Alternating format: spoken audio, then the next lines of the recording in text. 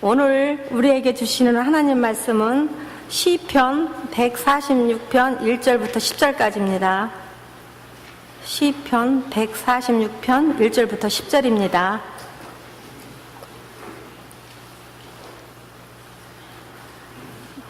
할렐루야, 내 영혼아 여호와를 찬양하라. 나의 생전에 여호와를 찬양하며 나의 평생에 내 하나님을 찬송하리로다.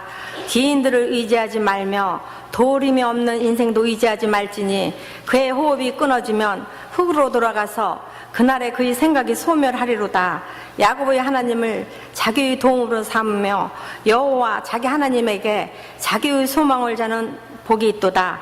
여호와는 천지와 바다와 그 중의 만물을 지으시며 영원히 진실함을 지키시며 억눌린 사람들을 위해 정의로 심판하시며 줄인 자들에게 먹을 것을 주시는 이시로다. 여호와께서는 갇힌 자들에게 자유를 주시는도다.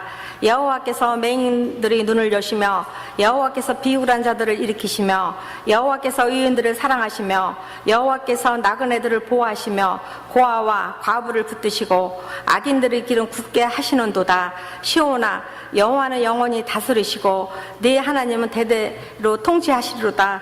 할렐루야. 이 말씀은 살아계신 하나님의 말씀입니다. 아멘.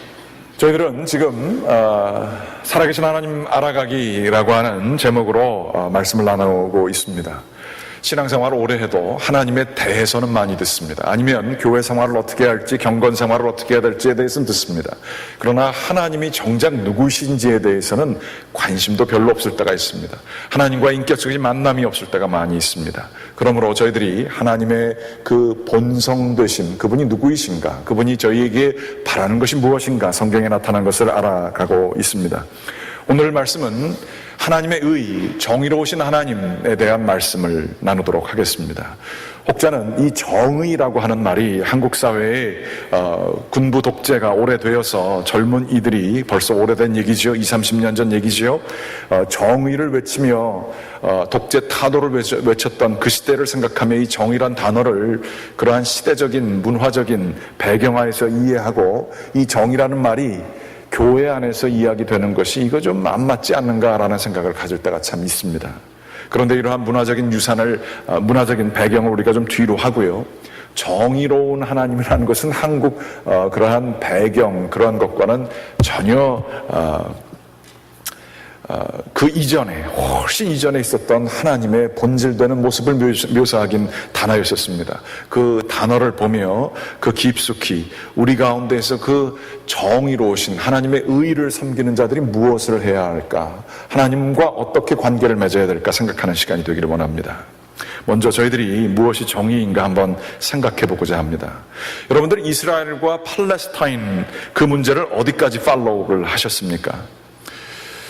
7월 27일 통계에 의하면 1000명의 팔레스타인 사상자가 생겼다고 합니다. 1023명. 이스라엘 사망자는 46명입니다. 1000명 중에 82%가 시민이라고 합니다. 이러한 모든 것들을 보면 이스라엘이 지금 팔레스타인을 학살하는 것이다 라고 생각하기가 쉽습니다. 그런데 조금 더 들어가 보게 되면 내용이 틀립니다.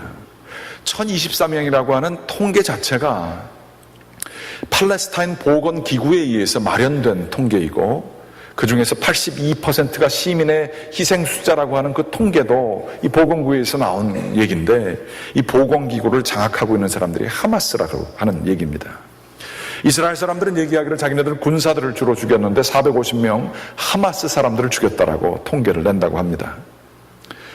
뿐만 아니라 이스라엘에서 박사학위라고 있는 제 동료 목사님 얘기를 들어보니까 끊임없이 이스라엘로 날라오는 미사일의 그 가자 지구에서 날라오는 이 이스라엘의 하마스의 미사일 위협 때문에 한순간도 편하게 지낼 수가 없다는 그러한 얘기인 것입니다.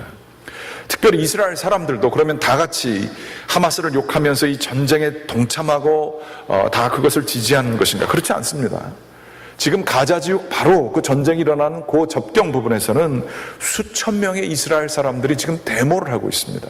텐트를 치고 데모를 하고 있다고 그럽니다. 반드시 휴전해야 된다. 정전이 아니라 휴전해야 된다라고 얘기를 한다고 합니다. 여러 가지 이야기를 다 듣게 되면, 여러분들도 뉴스를 보시게 되면 누가 맞는지, 누구를 블레임해야 될지, 욕해야 될지 잘 모릅니다. 이 문제만 그런가요? 아주 굉장히 조심스러운 문제입니다만, 한국에 분명히 300여 명 되는 젊은 아이들이 죽는 세월호 사건이 있었습니다. 그런데 그 사건이 일어나고는 모두가 다 아파하고 슬퍼했습니다만, 그것을 푸는 해법이 얼마나 다른지 모르겠습니다. 한국의 정파에 의해서 어떤 쪽에서는 이쪽을 원하고 다른 쪽에서는 이쪽을 원하는 그러한 것을 봅니다. 심지어 구원파의 교주라고 보는 이 유병원, 그 시체가 자살인지 타살인지, 그 시체가 본인이 맞는지 안 맞는지, 진실이 뭔지 모르는 시대에, 어떻게 무엇을 풀어야 되는지, 뭐가 옳은지 모르는 시대에 저희들이 살고 있습니다. 가장 첨단 문명을 가지고 있다는 사회에서 뭐를 어떻게 생각해야 될지 모르는 사회에 살고 있어요. 악의 결과는 너무 선명하게 보입니다. 1023명이 죽었건 몇백 명이 죽었건 사람 죽었습니다. 세월호에서 몇백 명이 죽었습니다. 그것들도 대부분 다 어른들의 잘못으로 죽었습니다. 그런데 누구를 욕해야 될지, 누가 옳은 것인지 그른 것인지 판단을 할 수가 없습니다. 해법을 어떻게 가질지 모르겠습니다. 이 시대 속에서 우리들은 영적인 무감 증세가 나타납니다. 이게 바로 악이 우리에게 조장시키는 것입니다. 무감하게 되고 내 삶이 너무나 바빠지게 되면서 참된 정의를 구하지 못하는 시대에 살고 있습니다. 그러면서 삶이 바빠지면서 이 모든 것들이 잊혀지게 되고, 이러한 문제들은 제대로 해결되어지는 것이 아니라 또 다른 그 악한 문제를 나중에 발생하기 이전의 모습으로 돌아가게 되는 것입니다. 그렇습니다. 이 시대에 죄와 악의 문제는 이름도 없고 얼굴도 없습니다. 결과만 있을 뿐입니다. 우리들을 바쁘게 하는 이 일상이 이러한 참된 의의를 구현하지 못하게 하는 세대 속에 살고 있습니다. 이러한 세상 속에 살면서 하나님의 의, 공허하게 혹시 들리시지 않습니까? 교회는 무엇을 해야 할까요? 이 시기에, 이 혼란스러운 시기에 우리는 어떤 방향으로 나아가야 하겠습니까? 오늘 성경 말씀에 보게 되면 하나님을 찬양하라 라고 얘기하고 있습니다. 시편 146편에 보게 되면 평생에 하나님을 찬양하라, 세상을 의지하는 게 아니라 하나님을 찬양하라, 세상에 있는 사람들을 의지하는 게 아니라 바로 도울 힘이 없는 자들을 도우시는 하나님을 찬양하라. 그러면서 하나님이 누구신가? 왜 찬양해야 되는가? 첫 번째 이유가 6절 말씀에 보게 되면 여호와는 천지와 바다와 그 중에 만물을 지으신 분이시다. 영원히 진실함을 지키시는 분이시다. 창조주 하나님을 찬양합니다. 창조주 하나님 찬양하는 것 우리들 다 알고 있는 것이죠. 하나님은 모든 것을 창조하신 창조주이심을 저희가 믿고 이 모든 우주 만물들이 그를 찬양해야 되는 것을 우리가 다 알고 있습니다. 그런데 이 전지전능한 하나님 찬양 이후에 그 다음 나오는 이야기가 있으니, 하나님은 바로 7절 말씀, 억눌린 자들을 정의로 심판하시며 줄인 자들에게 먹을 것을 주시는 이로다. 여호와께서 갇힌 자들에게 자유를 주시는도다. 맹인들의 눈을 여시며 비굴한 자들을 일으키시며 의인들을 사랑하시며 나그네를 보호하시며 고아와 과부를 붙드시고 악인들은 그 가는 길들을 굽게 해주셔서 그들이 제대로 길을 가지 못하게 하시는도다. 그를 찬양할지어다. 다시 말하자면 창조주 하나님 찬양한 건 한 절이고요, 의로우신 하나님 찬양하는 것은 몇 구절에 이르게 되는 것입니다. 성경에서 얘기하는 정의라고 하는 것은 미슈파트라고 하는 단어로 표현됩니다. 성경에 약 200번 정도가 나온다고 합니다. 그런데 이 미슈파트는 두 가지 면이 있습니다. 첫째는 악인들과 죄인들과 교만한 자들과 아주 사악하게 한 일들을 행하는 사람들을, 이 산 꼭대기처럼 있는 사람들을 잘라내시고 그들을 심판하시는 것입니다. 그게 정의죠. 그게 하나님의 정의입니다. 우린 그건 다 이해합니다. 그런데 또 다른 면이 있으니 그것은 골짜기 속에 파묻힌 이 연약한 자들을 골짜기를 메우시고 들어놓으시는 것입니다. 그래서 이것이 바로 시온의 대로라고, 고속도로를 깐다고 이렇게 표현을 세례 요한이 쓰게 되는 것입니다. 그런데 우리가 정의라고 생각할 때에 우리는 정의를 보통 생각하기를 산꼭대기 자르는 거, 우리가 싫어하는 사람, 미워하는 사람들, 그런 사람들을 하나님이 혼내주시는 것을 정의라고, 심판을 정의라고 생각합니다. 그러나 낮은 자들을 세워주는 것은 정의라고 하기보다는 혹은 섬김, 은혜, 자선 이런 단어로 표현합니다. 그런데 성경에 나타난 정의의 개념, 미슈파트의 개념은 이 약한 자들을 세워주는 것을 자선이라 하지 아니하고 정의라고 일컫습니다. 다시 말하자면 자선 행위는 우리가 시간이 남을 때, 여유가 있을 때 해도 그만, 안 해도 그만, 하면 좋은 거지만 내가 바쁘면 못하고 되는 것, 이게 자선 행위입니다. 그러나 정의의 문제는 그것을 하지 않으면 죄가 되는, 부정의를 행하게 되는 것이 됩니다. 옵션, 선택사항이 아니라 must, 필수사항이 되는 게 바로 약자들을 높여주는 것이다. 이것이 우리의 개념, 정의의 개념과 성서에 나타나는 개념이 다르게 되는 것이죠. 그래서 욥기에 보게 되면 욥이 자신의 결백을 증명하면서 자신이 의인임을 드러내는 얘기를 하며 아버지가 없는 자들에게 자신이 아버지의 역할을 했고 과부들에게 그들을 인도하였고 가난한 자들에게 도와주었고 성문에 가난한 자들이 고아들이 있을 때에 자기들이 그를 도와주었다. 내가 만일 이를 행하지 않았다면 욥기 31장 23절 말씀에는 내가 하나님의 재앙을 심히 두려워한다. 그의 위엄으로 말미암아 그런 일을 할 수 없느니라 라고 성경은 기록하고 있습니다. 무슨 얘기입니까? 죄의 종류에는 두 가지가 있습니다. 나쁜 일을 정작 남에게 해를 끼치는 sin of commission이 있어요. 커미트하는 거예요. 뭔가를 잘못하는 겁니다. 그런데 성경에서 말하는 이 또 다른 죄가 있으니 그것은 sin of omission입니다. 뭘 빼먹고 해야 되는데 안 하는 거예요. 하나님의 정의는 무엇이냐 하면 높이 나쁜 사람들, 악인들을 치는 것도 정의이지만 밑에 사람들을 세워주는 것도 정의인 거예요. 그런데 이것을 하지 않으면 sin of omission, 죄를 범하게 되는 것이다. 욥은 그거를 두려워했던 거예요. 그러면서 내가 하나님을 두려워하기 때문에 그 행동들을 열심히 했다라고 이야기를 하고 있습니다. 즉 은혜를 베푸는 행위, 남들을 세워주는 행위, 섬기는 행위가 바로 정의라 하는 것이죠. 그런데 이 시대에 이 하나님을 우리들이 찬양해야 되는데 저희들이 기억할 것은 예수님께서 뭔가 좀 다른 해석을 하셨다 하는 거예요. 시편 146편에는 이 악인들을 길을 굽게 하시고 또한 정의에 따라 심판하시고 얘기를 나와 있는데 예수님께서는 뭔가 다른 길을 가셨습니다. 예수님께서 이 세상 속에 오셨을 때에 예수님은 어떤 길을 가셨을까요? 예수님께서는 모든 이들에게 메시아의 입장으로 보여지게 되었습니다. 특별히 병든 자들을 고쳐주시고 먹을 것이 없는 자들에게 먹을 것을 주시고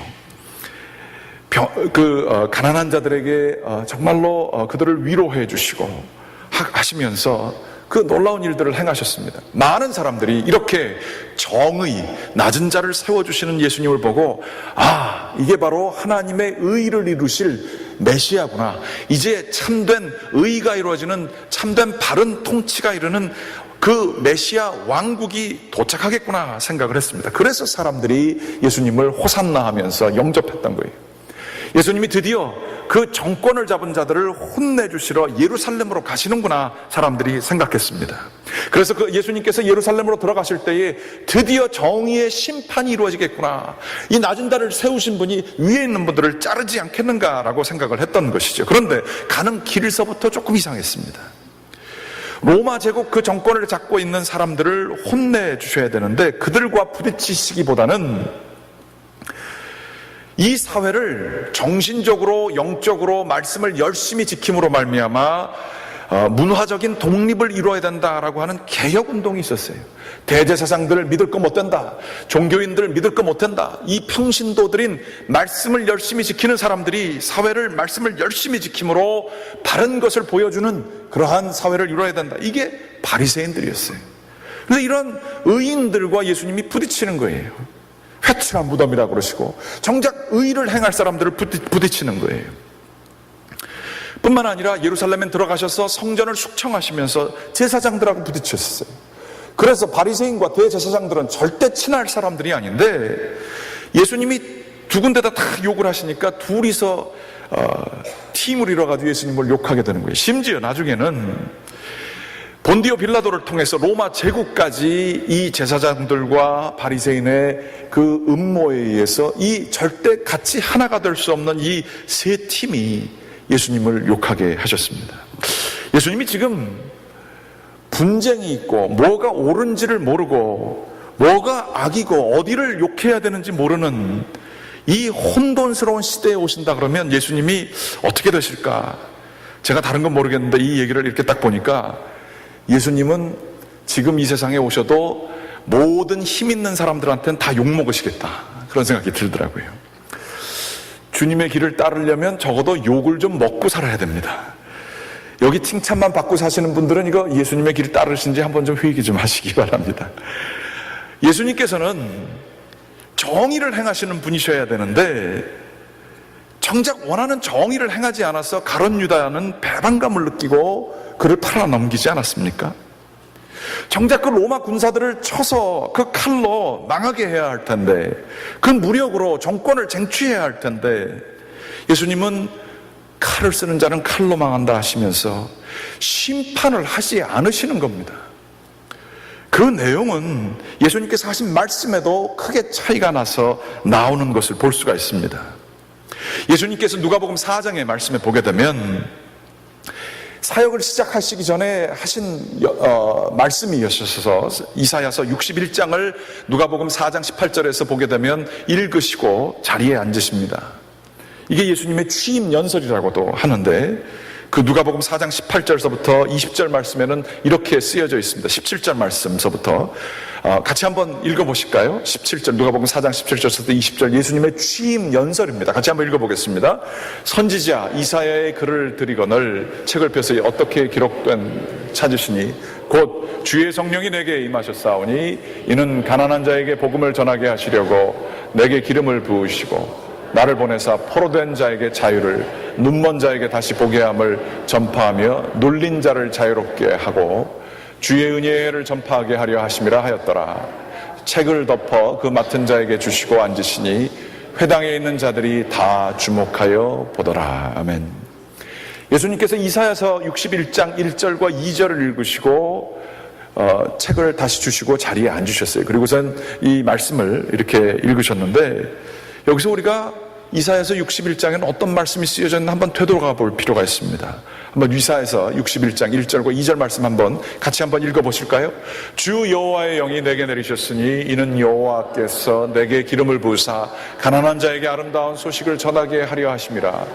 나를 보내사 마음이 상한 자를 고치며 포로된 자에게 자유를, 갇힌 자에게 눌림을 선포하며 여호와의 은혜의 해와 우리 하나님의 보복의 날을 선포하며 모든 슬픈 자를 위로하되, 이렇게 쓰여져 있습니다.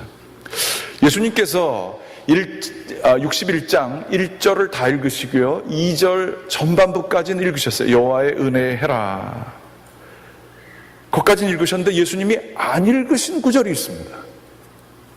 거기서 스탑하신 구절이 있어요. 이게 뭐냐? 하나님의 보복의 날을 선포하며 The Day of Revenge, 잘못된 사람들, 틀린 사람들을 보복해서 그들을 혼내실 것을 선포하며, 그 얘기를 예수님이 안 읽고서 그냥 중간에 앉으셨어요.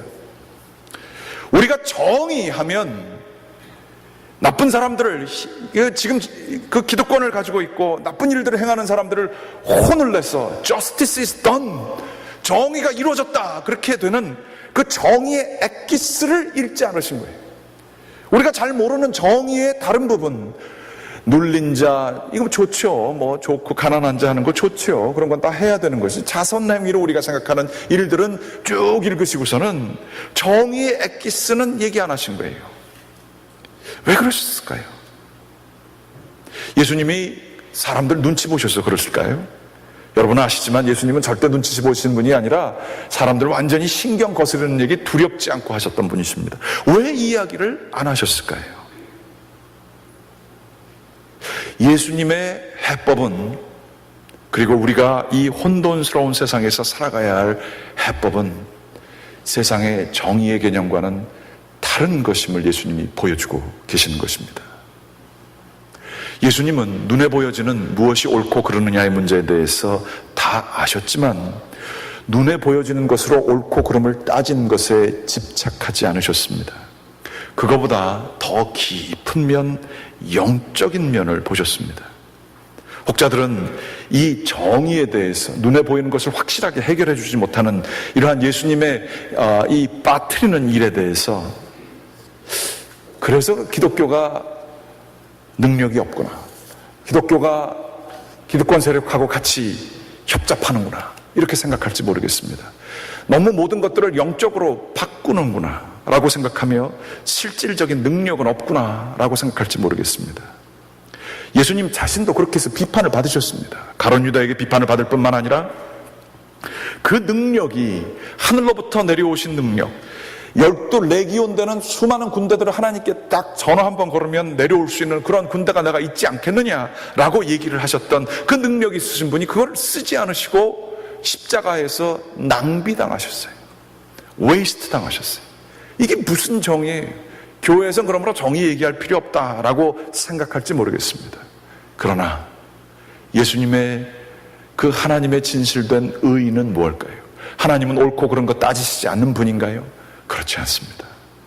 하나님의 본질은 정의로우신 분이십니다. 참된 것, 정의스러운 것, 공평한 것들, 이러한 것들을 구하시는 분이 하나님이십니다. 절대적인 권위를 가지고 계신 분이십니다. 그러나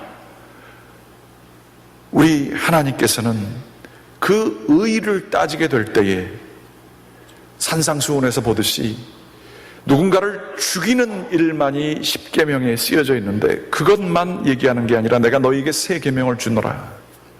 누군가를 미워하면 너는 그를 살인한 것과 같다. 아니, 누군가에게 you are 라카, 라카라는 얘기는 you are nobody, 아니면 바보, 뭐 이러한 얘기입니다.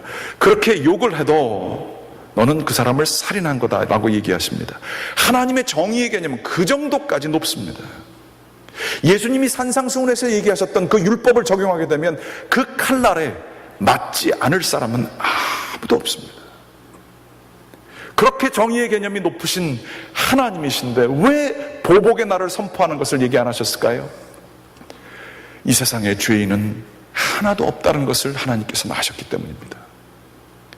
그러며 그 이야기를 빼시고 모든 이들이 자기가 가해자라고 생각하면서도 수많은 사람들에게 피해를 준 것을 깨닫지 못하고 있을 때에, 수많은 사람들이 정의를 논하고 정의에 대해서 말하고 싸우고 내가 옳니 네가 옳니 하면서 싸우면서 끊임없는 전쟁을 하게 될 때에, 아니 수천 년 동안 지금도 그 자손들이 계속해서 이스라엘이냐 팔레스타인이냐를 싸우고 있을 때에 예수님께서는, 아니 하나님께서는 참된 옳고 그른 것이 어디 있겠느냐, 인간을 통해서 그것을 구현할 수 있겠느냐.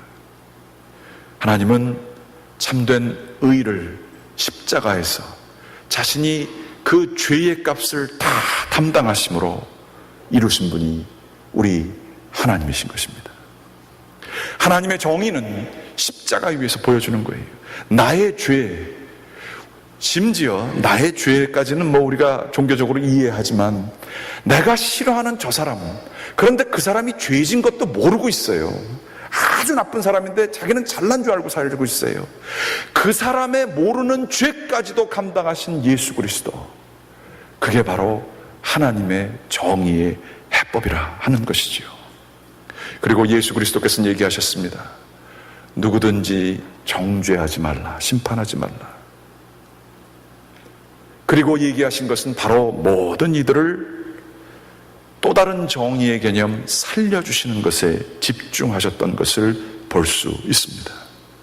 이 시대에, 이 무엇이 옳고 그른지 모르는 시대에 우리가 판단력을 다 버려야 된다는 얘기입니까? 아닙니다. 그 어느 때보다도 더 정확한 판단 능력을 가지고 왜 이런 일들이 일어나고 있는가? 아니, 그 정의롭게 모든 사람들 보기에 보편적으로 합당한 일을 하는 사람 그 속에도 자만함이 있고 교만함이 있는 것들을 정확히 파악하며 잘못된 것들을 정확히 생각해야 하는 것들이 이 시대에 우리가 살아가야 될 일이지만, 그러나 우리의 힘으로 그 정의를 논의하며 사람 욕하는 데 앞장서고 심판하고 정죄하는 데 앞장서는 것은 예수의 그리스도가 그리스도의 십자가를 멀리 두고 자신이 하나님이 되려고 하는 행위가 되는 것입니다. 이스라엘하고 팔레스타인만 싸우나요? 부부 사이는 안 싸웁니까? 내가 옳으니 네가 옳으니 그러면서 결론이 절대 안 나지 않습니까? 현명한 남편들은 내 잘못이야 라고 얘기하면서 빨리 끝내는 거, 주님이 주시는 그러한 지혜입니다.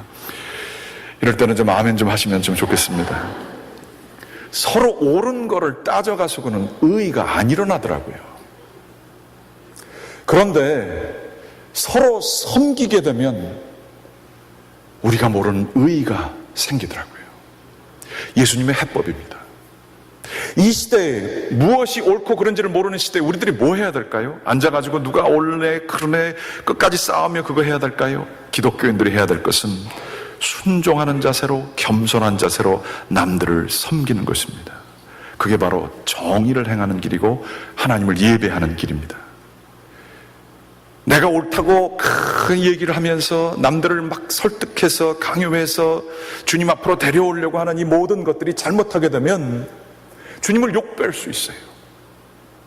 내 삶은 그렇게 살지 못하면서, 겸손이 없고 내 삶은 의롭게 살지 못하면서 남들에게 옳은 것을 얘기하는 내 삶이 주님을 가릴 수가 있습니다. 그러나 예수님이 얘기하셨던 두 번째 정의, 고아와 가난한 자와 과부와 이방인들을 섬기는 그 행위를 통하여, 섬김을 통하여 하나님의 모습이 저희를 통해서 드러나게 됩니다. 도가 저절로 전도가 됩니다. 전도는 말로만이 아니라 행동으로 이렇게 드러나게 되는 것입니다. 이 약해 보이는 일들, 아무것도 아니어 보이는 자성행위, 그깟 자선행위라고 볼 수 있는 그러한 것들 우습게 보이십니까? 아닙니다. 로마 제국은 힘으로써 기독교인들을 박해했지만 기독교인들은 그 상황 속에서 혁명적으로 하나도 반응하지 않고 순종하며 자신의 목숨을 그 로마의 원형 경기장에서 바쳤습니다. 그리고 자신을 해했던 사람들마저도 자기의 공동체에서 받아들여줘서 그들을 감싸 안아줬습니다.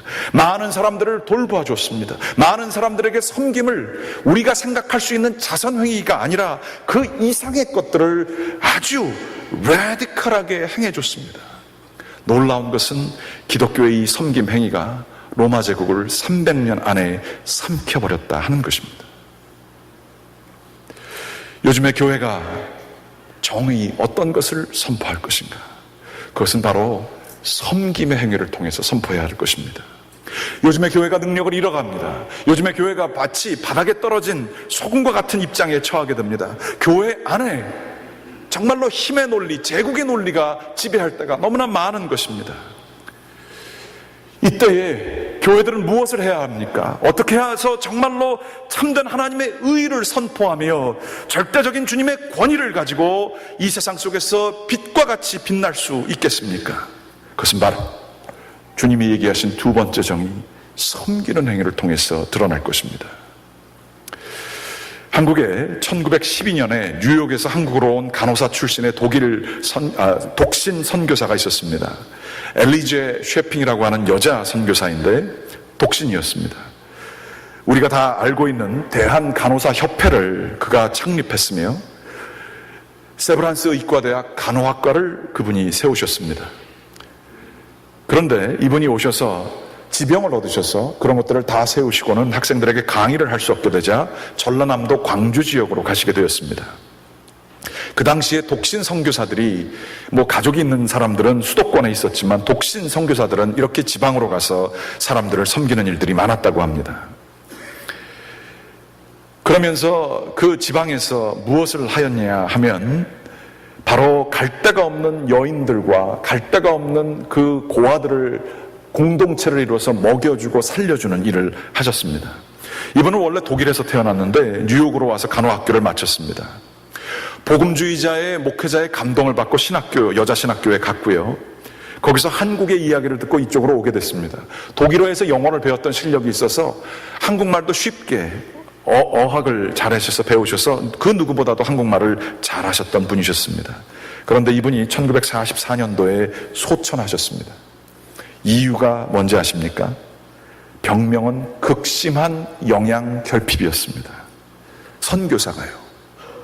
그분이 돌아가셨을 때 미국에서 가지고 온 모포 한 장, 그리고 돈 2전, 조 7법이 그분의 전 재산이었습니다.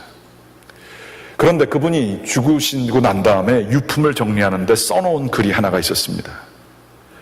그 글은 이렇게 됩니다. 성공이 아니라 섬김이다. 그분은 한국 땅에서 수많은 고아들을 양육해서 자기의 식구로 삼아주시고 과부들과 함께 공동생활을 그렇게 섬김으로 주님을 따라가는 길로 하셨던 것입니다. 여기에 어떤 여인이 와서 가족들을 키웠는데 그 여인은 경주 최씨 가문에 들어간 여인이었습니다. 2번의 유산을 하고 자녀를 낳지 못해서 아들을 낳기 위한 목적으로 교회에 나아가게 됩니다. 수고하고 무거운 짐진 자들아 다 내게로 오라. 그래서 주님께 나아갔습니다. 열심히 기도를 하는데 2번 유산하고 아기를 낳긴 낳았는데 이게 아들이 아니고 딸을 낳았어요. 그러면서 산후조리하면서 그런데 예수님을 만나가지고 산후조리하는 동안에 독립운동이 일어나서 독립만세 사건으로 교회 중심에서 열심히 나가서 그것을 하게 되니까 그 여인은 그 집에서 쫓겨나게 됐습니다. 안 그래도 딸을 낳아 미워 죽겠는데 어린아이를 데리고 핏덩이와 함께 쫓겨나서 갈 데가 없어서 이 서서평 선교사에게 가게 되었습니다. 영적인 지도를 받으면서 이 여인은 정말 주님의 복음의 열정에 불타서 그 아이를 낳고 나이가 들면서까지도 전도를 하고 사람들을 모아서 교회를 세우고 교회가 어느 정도 되게 되면 남자 전도사 오라 그래서 거기 교회를 맡기고 또 가서 일제시대에 7개의 교회를 개척했습니다. 1937년에는 신사참배 운동에 반대를 하다가 감옥에 들어갔습니다. 아무것도 없는 집에서 소박 맞은 여인이 3.1운동과 신사참배 운동을 했습니다. 그러면서 너무 고문을 받아서 감옥에서 지낼 수가 없어서 쫓겨났습니다. 그래서 감옥에서 나와서 몸이 좀 괜찮으면 틈만 나면 기도하는 생활을 오래 했습니다. 그 자기가 억지로 낳은 그 딸의 아들이 있었는데 그 손주를 데리고 그 어린 손주를 보면서 몇 살 되지 않은 손주를 보면서 이 아이가 주님 섬기는 좋은 목사 되게 해주십시오 라고 기도를 했습니다. 그 목사님이 들어보셨죠? 많은 분들이 홍정길 목사님이십니다. 이 홍정길 목사님이 그분들에게 받은 믿음의 본이 있어서 섬김과 희생의 모습이 있어서 그 당시에 교회를 크게 하고 여러 가지를 많이 하셨는데 이제 은퇴하시고 이분이 설교하시는데 정말 주옥과 같은 말씀을 많이 해주세요. 그러면서 이분이 그 서서평 선교사가 아무것도 없이 죽으면서 남긴 그 이야기, 성공이 아니라 섬김이다 라고 하는 이 말씀을 붙들고 이분이 요즘에 자기가 회개하면서 이야기하고 다니고 있어요. 자기는 열심히 교회 부흥시키는 게 단 줄 알았대요. 구령이 단 줄 알았대요. 그러다 보니까 말씀을 안 지키고 살아서 제자 훈련하면은 다 되는 줄 알았대요. 그래서 제자 훈련 열심히 했다고 그럽니다. 근데 제자 훈련해도 되지 않더라는 거예요. 그러면서 자기가 열심히 한 게 남북 나눔 운동하고 뭐 여러 가지 이렇게 일을 하면서 사회적인 일도 열심히 했다는 것입니다. 근데 그게 아니더라는 거예요. 이 교회가 한국 교회가 다 망해가고 있는 이 상황에서 제일 필요한 것은 그 서서평 선교사 그분을 통해서 보여주시고 자신의 외할머니를 통해서 이어져 내려오는 그 메시지, 성공이 아니라 섬김이다. 이것이 살아나게 되면 교회가 부흥하게 될 것이고 이것이 없게 되면 교회가 죽게 된다는 그러한 얘기를 하시는 거예요.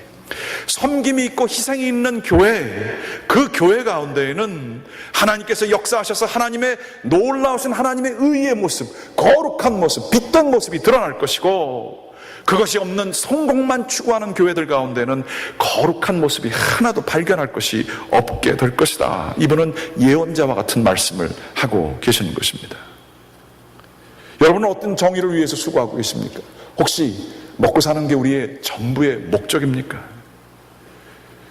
우리 가운데 하나님께서 도전하십니다. 나는 그런 하나님이 아니라 너를 잘 먹고 잘 사게 하는 것이 나의 목표인 하나님이 아니라라고 말씀을 하고 계십니다. 우리가 섬기는 하나님은 누굴까요? 만물을 창조하신 하나님이시지만 그 다음에 많은 구절을 얘기하시는 섬김으로 우리를 인도하시는 본성을 가지고 계신 하나님이신 것을 저희들이 기억해야 할 것입니다. 원하고 기도드립니다. 좀 부담되지요? 그런데 이것을 해야 됩니다. 여러분, 교회 부흥을 위해서 기도하십니까? 그 기도와 더불어서 이 혼돈한 시대에 저희들이 수고해야 될 것은 섬김입니다. 저희 선교 갔다 와서 얼마나 좋은지 모르겠습니다. 선교 갔다 오신 분들 얘기하니까 선교 갔다 오신 분들이 얼굴에서 막 빛이 나요. 오늘 선교 갔다 오신 분들 얼굴 좀 만나보시기 바랍니다. 얼마나 은혜가 있었는지 제가 매일 카톡으로 받아가지고, 요즘에 선교 보고를 이제 글로 안 하고 그냥 카톡으로 사진 30개씩을 하루마다 다 보냅니다. 그걸 다 보는데 마음이 막 뜨거워집니다. 어린아이, 멕시코에 있는 어린아이, 교육도 제대로 못 받는 아이들, 하나님을 알래야 알 수 없는 아이들을 우리 선교팀이 가서 뜨겁게 안고 눈물을 흘리면서 기도했던 그 내용들이, 그 사진들을 제가 보면서 마음이 뜨거워졌습니다. 아, 여기에 하나님의 의가 있구나. 여러분들은 하나님을 섬기시면서 어떤 정의를 행하고 계십니까? 혹시 말로만 옳고 그른 거를 얘기하며 남들을 심판하는 데에만 우리들이 앞장서고 있지는 않습니까? 우리의 삶 속에서 보여줘야 되는 예수 그리스도가 다른 건 빼고 그것만 강조하신 그 참된 정의 예수 그리스도의 사역을 우리는 감당하고 있습니까? 원하고 기도합니다. 우리의 삶 속에 참된 교회가 되어 하나님의 의를 이루는 저와 여러분들 되시기를 주님의 이름으로 간절히 축원합니다. 기도하시겠습니다. 살아계신 아버지 하나님 감사드립니다. 주님께서 저희들을 주님의 전으로 불러 모아주시고 하나님의 의를 알게 해주시니 진심으로 감사드립니다. 하나님의 정의, 놀라우신 정의를 그분을 예배하기 때문에 저희 삶 속에서 이뤄내는 저희들 될 수 있도록 인도하여 주시옵소서. 나에게 부족한 것을 받으려고만 하는 그러한 초보적인 신앙에 머물지 않게 도와주시고, 이 시대에 특별히 조국에 있는 교회들, 아니 이민 교회들도 수많은 정의에 목말라 하지만 참된 정의를 실현하지 못하면서 싸움만을 일삼으며 살아갈 때가 너무 많습니다. 저희를 불쌍히 여겨주시옵소서. 하나님을 믿는다고 하지만 자기가 가지고 있는 자기 의만이 드러내는 세상에 살고 있습니다. 하나님의 의를 제대로 깨닫지 못하고 있습니다. 주여, 저희들 죄인된 저희들을 의롭게 하신 주님이시여, 구원의 은혜를 받은 자로서 섬김으로 하나님의 의를 이루는 자들 될 수 있도록 인도하여 주시옵소서. 주님께서 저희들 가운데에 놀라운 삶의 정의를 행하는 열매가 있게 되기를 간절히 간구하면서 예수 그리스도의 이름으로 간절히 기도드렸습니다. 아멘.